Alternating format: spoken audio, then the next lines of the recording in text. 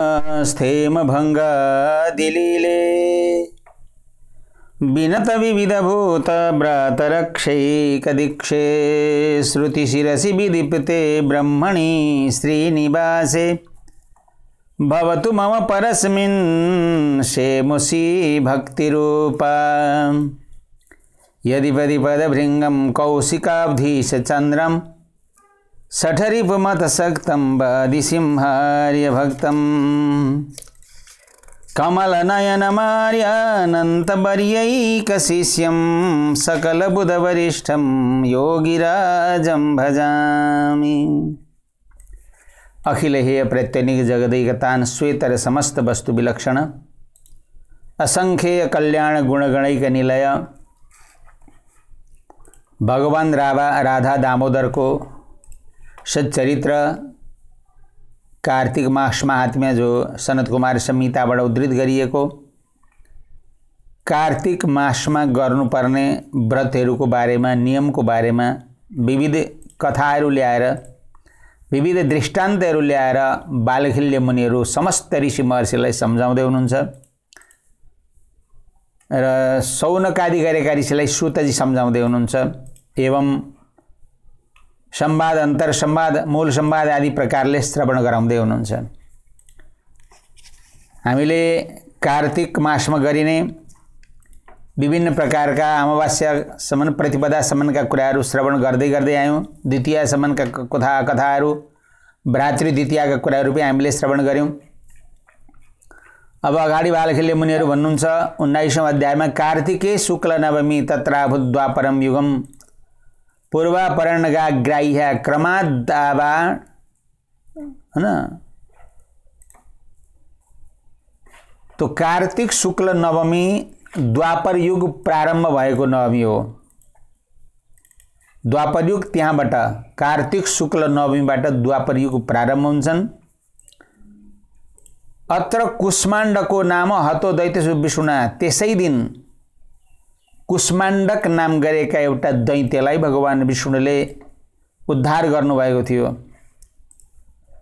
यसैकारण त्यो कुष्माण्डक नाम गरेका दैत्यका शरीरबाट उत्पन्न भएका रोमबाट त्यो कुष्माण्डको लहरो कुबिण्डको लहरो उत्पन्न भएको छ र त्यस दिन त्यसै नवमीलाई कुष्माण्ड नवमी पनि भनेर भनिन्छ। भगवानले यो समाजमा भइरहेको अन्याय अत्याचार कुष्माण्डक नाम गरेका असुरलाई उद्धार गरी बक्सनु भएको थियो र तस्मात् कुष्माण्ड दानेन फलमाप्नोतिसितम् कुष्माण्ड नवमीका दिन कुबिण्ड दान गरियो भने धेरै धेरै फल प्राप्त हुन्छ भनेर बताउनुहुन्छ। कुष्माण्ड दान गर्नु त्यसपछाडि गरी आफ्ना वैदिक परम्परा अनुसार वेदमा वर्णन गरे अनुसारले अस्याम्य नवम्यां कुर्यात् कृष्णोत्सवम भनेर भगवान कृष्णको उपासना गर्नु, तुलसीको करपीडन विवाह कन्यादान पनि गर्नु। यो नवमीमा तुलसीको कन्यादान गर्नु पनि उत्तम मानिएको छ शुक्ल नवमीलाई। यस्तो प्रकारले हरि विधाय सौवर्णम तुलस्या सहितम शुभम भगवानको स्वर्णमय प्रतिमा तयार गर्ने अथवा चाँदीको प्रतिमा तयार गर्ने, यथाशक्ति व्रत उपासना गर्ने, विधिवत पूजा गर्ने षोडशोपचारले त्यो प्रतिमालाई प्राण प्रतिष्ठा गरेर षोडशोपचारले पूजा गरेर अनि तिनै प्रतिमासँग तुलसीको विवाह गर्ने, उद्वाह गर्ने, करपीडन गर्ने बताउनुहुन्छ। मध्याह्न व्यापिनी ग्राह्य नवमी पूर्व वेदिता हैन। मध्याह्नको समयमै सबै काम गर्नु बताउनुहुन्छ। धात्री भनेको अमला, अस्वस्थ भनेको वर पिपल। यी अमला वर पिपललाई रोपेर यिनीहरूको सेवा गरेर बढाएर त्यस पछाडि कन्यादान गरो, यिनको विवाह गरो, कर्म चलाइदियो भने अनेक प्रकारका पापहरूबाट पनि मुक्ति हुन्छ र अनेकौं पुण्य प्राप्त हुन्छन्। वर्षौंसम्म स्वर्ग आदि गरेका सुन्दर सुख प्राप्त गर्ने लोकहरू प्राप्त हुन्छन् बताउनुहुन्छ यसरी। र अत्रैवदा हरन्ति मिति हासं पुरातनम बौव विष्णु काञ्च्यम तु क्षत्रिय कनकाभिदः। एउटा इतिहास सुनाउनुहुन्छ। बरपिपलको विवाह, तुलसीको विवाह, अमलाको विवाह, अमलाको रोपण पालन पोषण इत्यादि गर्ने प्रसङ्गमा एउटा इतिहास सुनाउनुहुन्छ। हे मुनीश्वर, म एउटा इतिहास सुनाउँछु, सुन्नु होला तपाईहरुले। काञ्ची, विष्णु काञ्ची नाम गरेका दिव्य स्थानमा एकजना क्षत्रिय थिए र जसको नाम थियो कनक। कनक नाम गरेका क्षत्रिय थिए। वैश्यवृत्तिले व्यापार गरेर आफ्नो जीवन चलाउँथे, धनाढ्य थिए। भगवान विष्णुका परम भक्त थिए, परम वैष्णव थिए हैन। त यस्ता प्रकारका विष्णु भक्त भएको हुनाले राजाले पनि उनलाई भगवान विष्णुको भक्त हो भनेर खूब सम्मान गर्दथे। यस्ता प्रकारका थिए। सन्तान नभएपछि धेरै समय यस्तै बितो। धेरै समय पछाडि एउटी सुन्दर कन्या प्राप्त गरे। भगवत कृपाले, भगवान विष्णुको कृपाले गर्दाखेरि सुन्दर कन्या प्राप्त गरे, समस्त लक्षणले युक्त भएकी हैन। यस्ती सुन्दर कन्या प्राप्त भइन्। तिनको नाम किशोरी राखियो। समय अनुसार बढ्दै गइन्। एक दिन ज्योतिषी घरमा आए, ती कनक नाम गरेका क्षत्रियका घरमा, र ज्योतिषीलाई चिना देखाए कनकले। भने गुरुदेव, मेरी कन्या छन् एउटी, बताउनुहोस् यिनको भाग्य कस्तो छ भनेर यसरी सोधेपछि ज्योतिषीले, पण्डितजीले के भन्नुभयो भने, राजन, हे क्षत्रिय, हे कनक, अब म के भनौँ, साँचो कुरो बताऊँ भने तपाईलाई मन दुख्छ होला, नबताऊँ भने मलाई झुट्टा बोलेको दोष लाग्दछ। त्यसकारण साँचो नै बताउँछु, सुन्नुहोस्। तपाईको इच्छाले पछाडि जे गर्ने छ गर्नुहोस्। जुन कन्या तपाईले प्राप्त गर्नुभयो त्यो कन्याको विवाह गरेपछि, विवाह भए पछाडि त्यो तपाईलाई दिएको जुन ज्वाइँ छ त्यो ज्वाइँलाई चाहिँ वज्रले हानेर त्यसको मृत्यु हुनेछ विवाह पछाडि भनेर यस्तो प्रकारले ज्योतिषीले भने चाहिँ विवाह नै नगरिकन राखे। एउटा सुन्दर घर बनाए, अलग्गै राखे। सुन्दरी थिइन्, उनको रूप सुन्दरलाई देखेर अब यस्ती सुन्दरी छोरी विवाह भएनन्, मलाई बडा पीड पर्ने भनेर अलग्गै राखे। छोरीलाई माया गरेर राखेका हुन्, माया नगरिकन राखेका हैनन्। र यसरी राखे। ब्राह्मणहरूको सेवा गर्थिन् त्यहाँ आएका। दैव संयोगले कुनै दिन श्रेष्ठ ब्राह्मणहरू आए हैन। वैशाख महिना थियो, यात्रा गर्दै गर्दै आए र शङ्कर नाम गरेका ब्राह्मण विष्णुकाञ्चीमा पुगेर बसे। कनकले सेवा गरे, बडा आनन्दले उनकी छोरीले सेवा गरिन्। किशोरीले आएर अत्यन्तै आतिथ्य सेवा गरिन्, अतिथिको सेवा गरिन्। ब्राह्मणले सोधे, हे नानी, तिमी किन विवाह नगरिकन बसेकी? यसमा के कारण छ?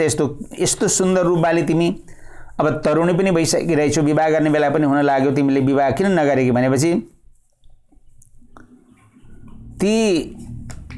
तिनकी साथी थिइन्, चन्दना नाम गरेकी ती किशोरीकी साथी थिइन्। यी सबै वृत्तान्त उनले भने बताइदिइसके पछाडि ती बाउ पनि आए, कनक पनि आए। तिनी पिताका सामनेमा ती शङ्कर नाम गरेका ब्राह्मणले यिनलाई विष्णु मन्त्र, द्वादशाक्षरी मन्त्र, ओम नमो भगवते वासुदेवाय, यो मन्त्र तिमीलाई दिन्छु। यो मन्त्र 3 वर्ष पर्यन्त तिमीले जप गर्यौ भने तिम्रा ती सबै दोषहरू नाश हुन्छन्। अनि बिहान उठ्नु, स्नान गर्नु, तुलसीमा जल चढाउनु, तुलसीको पूजा गर्नु। कार्तिक शुक्ल पक्षको नवमीमा सुनको विष्णु भगवानको प्रतिमा निर्माण गर्नु अनि त्यसलाई प्राण प्रतिष्ठा गरेर विधिवत तुलसीसँग विवाह गरिदिनु।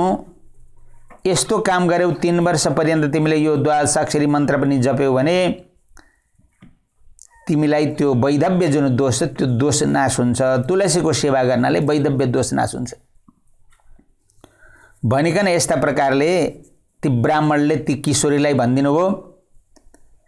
एक दिनको कुरा हो, ती किशोरी एक दिन स्नान गर्न जान लागेका बेलामा बाटोमा बिलेपी नाम गरेको एउटा क्षत्रियले देख्यो।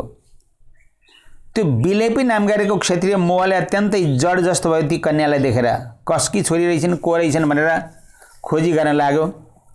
समय व्यतीत भए र नारीहरू पनि ती कन्यालाई देखेर, ती कुमारीलाई देखेर, किशोरीलाई देखेर बडा मोहित हुन्थे। त्यस्तो प्रकारको रूप सौन्दर्यले युक्त थिइन्, कसैले नागकन्या भन्दथे, कसैले रुद्र मोहिनी भन्दथे, कसैले उमा नै उनकी भनेर भन्दथे। यस्तो अनेक प्रकारका नामले उनलाई इङ्गित गर्न लागे। यस्तो प्रकारको भयो। त्यति सुन्दरी थिइन् तर पनि त्यो वैधव्य दोषले गर्दाखेरि विवाह भएन।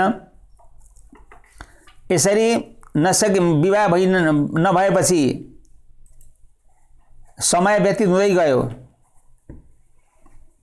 एक दिनको कुरा हो, त्यो बिलेपी नाम गरेको क्षेत्रीय एउटा मालीका घरमा गयो। मालीका घरमा गएर मालिनीलाई भनौ कि हे दिदी, यो जुन जो किशोरी छन् ती किशोरी अत्यन्तै सुन्दरी छन्, रूपवती छन्। ती रूपवती भएकी तिनलाई, ती कनककी छोरी मलाई जसरी तसरी पनि ती पारिदिनुहोस्, विवाह गर्ने योग्य बनाइदिनुहोस्, तिनको मन मतिर फर्काइदिनुहोस् भनेको ती मालिनीलाई गएर भने भन्न लाग्यो। त्यो बिलेपीले मालिनीले भनिन्, मत कन्या चागता ग्रामा अन्नना, ठिकै छ, आजसम्म तिनलाई मालाहरू फुल म पुर्याउने गर्दथेँ, भोलिबाट तिमीले किशोरी जस्ती बन्नु र नारी बन्नु र मेरी छोरी जस्तो बनेर मालाहरू लिएर जानु भनेर यस्तो प्रकारले हराइन्। नभए त्यो बिलेपी पनि त्यस्तै प्रकारले नारीको स्वरूप धारण गरेर तिनलाई मालाहरू फुलहरू दिन भनेर गयो। परन्तु उनको हात पक्रिनलाई उनलाई कति इच्छा थियो, परन्तु कुनै हालतमा उसले सकेन। नसकिसके पछाडि त्यो विष्णुकाञ्ची नाम गरेका ठाउँमा एकजना त्यही अर्कै गाउँमा, विष्णुकाञ्ची भन्ने ठाउँमै अर्कोपट्टि गाउँमा बालखेल्य मुनिहरू भन्दै हुनुहुन्छ। विष्णुकाञ्च्याम तदा राजा जयसेनो बबुब, एकजना जयसेन नाम गरेका राजा हुनुहुन्थ्यो। उनका मुकुन्द नाम गरेका पुत्र थिए, सूर्यका परम भक्त। यसै विष्णु भक्ति त छँदै थियो तर सूर्यलाई विशेष प्रकारले मान्दथे। र कुनै समयमा तदा तेन मुकुन्देन सङ्कल्प कृतवानी, किशोरीको यस्तो सौन्दर्यतालाई देखेर सुनेर ती मुकुन्दले विचार गरे, म यी किशोरीसँग कसरी जसरी भए पनि विवाह गर्नु पर्यो भन्ने यस्तो सङ्कल्प भयो। ज्ञानी थिए, धनी पनि थिए, राजाका छोरा धनी नहुने कुरै भएन। र यस्तो प्रकारको जबसम्म ती किशोरीसँग मेरो विवाह हुँदैन म अन्नै खाँदिनँ भनेर अन्न नै त्याग गरेर बसे, हैन। समय व्यतीत भयो। सप्तनी सूर्योसौ सपने वचनमा ब्रवीत, सूर्यदेवका परम भक्त भएको हुनाले सूर्यदेवले राति त्यो मुकुन्दलाई भन्नुभयो कि हे मुकुन्द, यी कन्यालाई विधवा दोष छ, तिमीलाई म अर्कै सुन्दर पत्नी प्रदान गर्छु भनेर यस्तो प्रकारले भनेपछि मुकुन्दले भने, यदि देव प्रसन्न होस्, यदि हजुर प्रसन्न मसँग हुनुहुन्छ भने मलाई तिनै किशोरी नै चाहिन्छ। बाल वैधव्य योगम छ हन्तुम तम च क्षमोषयसी, तपाईँ त्यो बाल वैधव्य दोष पनि निराकरण गर्न सक्ने क्षमता तपाईँ राख्नुहुन्छ। हे सूर्यदेव, तसर्थ मलाई तिनै किशोरी नै मेरी पत्नी बनुन्, म यही चाहन्छु भनिकन मुकुन्दले भनेपछि सूर्यदेवले पनि भन्नुभयो ठिकै छ, यदि कार्तिक मासको यो व्रतलाई पूर्णता गर्न सकिने भने अब तुलसीको उपासना गर्न सकिने भने अवश्य पनि तिनको त्यो वैधव्य दोष नाश हुन्छ भनिकन यस्तो प्रकारले सूर्यदेवले पनि भन्नुभयो। समय व्यतीत भयो।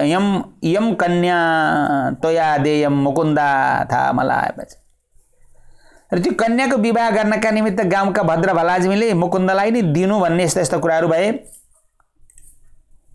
तो रात्रि सपनामा के देखिन् ती किशोरीले भने, रात्रौ सपना किशोरी आस्तु तस्याम चैवा भेजायत आगता कन्याका काचिद भरता समन्वित, एक कन्या आइन् आफ्ना पतिले समन्वित भएकी।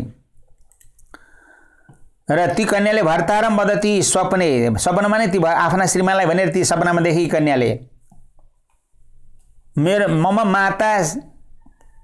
मेरी माता मदभर्ता पितथे तुक्ता दास्ये बलिमुत्तम, मलाई बलि दिनुपर्छ भनिकन यस्तो प्रकारले ती कन्याले आफ्ना पतिका साथमा मलाई नरबली चाहियो भनेर भनिन्। त्यस्तो सपना देख्ने बित्तिकै ती किशोरी बिउजेपछि उनले त्यो सपना आफ्नी मातालाई, त्यहाँ आफ्नी ती जुन चन्दना नाम गरेकी साथी थिइन् ती साथीलाई सुनाइन्। चन्दनाले भनिन्, त्यो सपना त राम्रो हो, तिमीलाई जुन ग्रह दोषहरू थिए ती ग्रह दोषहरू निवारण भए। एक त म यस्तो भगवानकी परम भक्ता द्वादशाक्षरी मन्त्र जप्ने, उसमा माथि पनि नरबली, यो बडा विचित्रको कस्तो प्रकारको नरकद्वार, कहाँ भगवान विष्णुको उपासना, यस्तो मनमा विचार्दै चन्दनाले भनिन्, तिम्रा समस्त ग्रहहरू नाश भए, दोष जो तिम्रो थियो ती ग्रह जन्य दोषहरू ती सबै नाश भए, चिन्ता नगर भनिकन यस्तो प्रकारले सम्झाइन्। भनेपछि अब इत्थम स्वप्नफलम श्रुता, स्वप्नफल सुनिन् बताइन् चन्द्रनाले सबै कुरो वृत्तान्तमा। चिन्ता नगर, तिम्रो विवाह पनि हुन्छ, तिम्रो वैधव दोष पनि नाश हुन्छ भनिकन यस्तो प्रकारले दुईजनाको बिचमा कुराहरू भए, वार्तालाप भए, समय अनुसार मग्नी भयो, विवाहका कार्यहरू गर्ने इच्छाहरू भए, विवाह सम्पन्न भयो। त्यो बिलेपी नाम गरेको जो क्षत्रिय थियो त्यो दैववश ती कन्याका जो महलमा गएर कोठामा गएर पसेको रहेछ, अथवा राजकुमारका भनौँ न, विवाह गरेर गएपछि राजकुमारका त्यो कोठाभित्र घरभित्र पसेको रहेछ। जस्तै प्रकारले विवाह गरेर वधुलाई गृहप्रवेश गराइयो, आफ्ना कक्षमा गइन् ती कुमारी कन्या। आफ्नो कक्षमा पसिसके पछाडि पछाडि उनका श्रीमान पनि आउँदै थिए, राजकुमार मुकुन्द पनि। दैव संयोग अचानक आकाशबाट आकाश गर्जियो, बादल बर्सियो र चट्याङ पऱ्यो। त्यो बिलेपी जो थियो, त्यो बिलेपी जो चाहना गर्थ्यो ती कुमारीको, त्यो चाहना गर्नेवाला व्यक्तिको मृत्यु भयो। मृत्यु भएपछि ला मुकुन्दलाई मारो अब वज्रले भनेर सबै मान्छे खोजी गर्दै गए। भरे जाँदा त त्यो बिलेपी जो पहिलेदेखि चाहना गर्नेवाला व्यक्ति थियो त्यो मरेछ र मुकुन्द जस्ताका तस्तै, राजकुमार जस्ताका तस्तै रहेछन्। यस्ता प्रकारले तुलसीको उपासना गर्नले कार्तिक शुक्ल नवमी कुष्माण्ड नवमी को दिन तुलसीको उपासना, तुलसीको विवाह, अमलाको विवाह, बरपिपलको सेवा उपासना गरेको फलले गर्दाखेरि माता तुलसीका कृपाले ती जो कन्या थिइन्, ती जो मुकुन्दले विवाह गरे, उनको वैधव्य दोष पनि नाश भयो। एकजनाको त मृत्यु भयो जो चाहना गर्दथे, तर पनि उनले जोसँग विवाह गरेकी थिइन्, विवाह गरेका पतिसँग धेरै धेरै दिनसम्म उनले आफ्नो जीवन बडा आनन्दपूर्वक यस्ता प्रकारले बिताउन लागिन्। त्यसकारणले बताउनु छ यहाँ, तस्याम सन्ध्यो घृतम तस्य कर पद्म विलेपिना तस्य कर संस्पर्गा स्वर्ग वज्रम प्रपात हो। ती कुमारीलाई छुने बित्तिकै झन्न छुन आँट्दाखेरि नै उसको मने देहान्त भयो। भने यसरी यदि तुलसीको विधिवत उपासना, पूजा, सेवा, व्रत र विवाह, तुलसी विवाह गर्न सकियो कार्तिकको महिनामा, विशेष प्रकारले उपासना सेवामा लागियो भने वैधव्य आदि गरेका दोषहरू पनि समाप्त हुन्छन् र मनोरथ पूर्ण हुन्छ, सौभाग्यता प्राप्त हुन्छ, धन प्राप्त हुन्छ, विद्या प्राप्त हुन्छ, सन्ततिहरू पनि प्राप्त हुन्छन्। तुलस्या पानी पीडना, तुलसीको विवाह इत्यादि गराउनाले मनका इच्छाहरू सबै पूर्ण हुन्छन्। हे मुनीश्वर, यिनै प्रसङ्गहरू तपाईहरुलाई माध्यम बनाएर संसारका प्राणीले पनि त्यसबाट आफ्नो जीवन लाभ गर्न सकुन् भन्ने हेतुले हामीले वर्णन गरेका थियौं। अब अगाडि के सुन्न चाहनुहुन्छ भनिकन बालखिल्य मुनिहरूले समस्त ऋषिहरूलाई बताउनु भएको प्रसङ्ग जो थियो, सोही प्रसङ्ग यहाँ पनि यथामति यो 19औं अध्याय कथालाई विस्तार गरियो। हरे नमः। सर्वे भवन्तु सुखिनः, सर्वे सन्तु निरामया, सर्वे भद्राणि पश्यन्तु, मा कश्चित् दुःख भाग भवेत्। ओम शान्ति शान्ति शान्ति।